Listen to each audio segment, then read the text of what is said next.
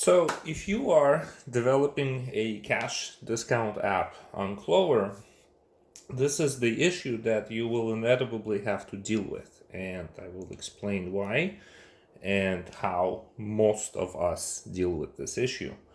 And if we are the developers that are helping your company with a private label cash discount app, this is how we would handle this situation. So I'm just going to go into a use case. I'm going to open the Clover Register app. And so all of the transactions need to happen either in a Clover Register app or in a Clover Dining app, right? If, for example, merchants are just simply going in and manually running a transaction here, there's no way for us, there's no way for a merchant to say $1 and then for us to swoop in and do $4. Not in the manual transactions, not in the sales app, only in the register and only in the dining. Okay, so that's one issue that we're dealing with.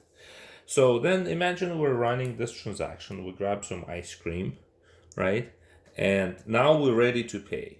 And so we're still in the Clover Register app and we're gonna hit pay. And here's the screen that comes up. All right, and you can see that it just gets overlaid over the Clover native screen. And the purpose or the reason for this screen is that because we can't tie to those buttons, the ones that are behind us. So really what we're trying to accomplish here is that when people pay with cash, we'll give them a discount. If they're paying with anything else, we will not give them a discount, or whatever the method, right? So you are totally in control of the screen. We can blow it up just like Clover did and have each individual Visa, MasterCard, whatever. Or we can just have it like this, or we can have any combination of complexity level that you want here on that screen. But the purpose of this screen is to manage the cash discount. And now you ask, well, why do we need this screen? Why can't we just use Clover screen? Great question. Clover won't let us. So let me say other payment method. That means no discount here, right? And imagine we hit other payment method and now we're just going to go and hit cash. You'd think that there'll be a discount, but there is not going to be a discount because this right here is a Clover screen. And we can't do any functionality tied to when the merchant or the consumer or anybody clicked on any of these buttons. Right, so these are the Clover buttons, and yes, you can pay cash, even though you said that you were going to pay not cash. And this is why we need our screen, because you want to be able to say this: ice cream, pay, cash. Now, if you look at it, there's the cash discount, right? You see it. And so it doesn't ask anymore because it already did it.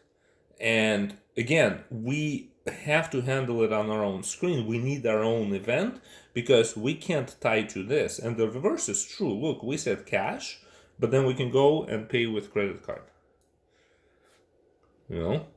And it's not going to remove that cash discount.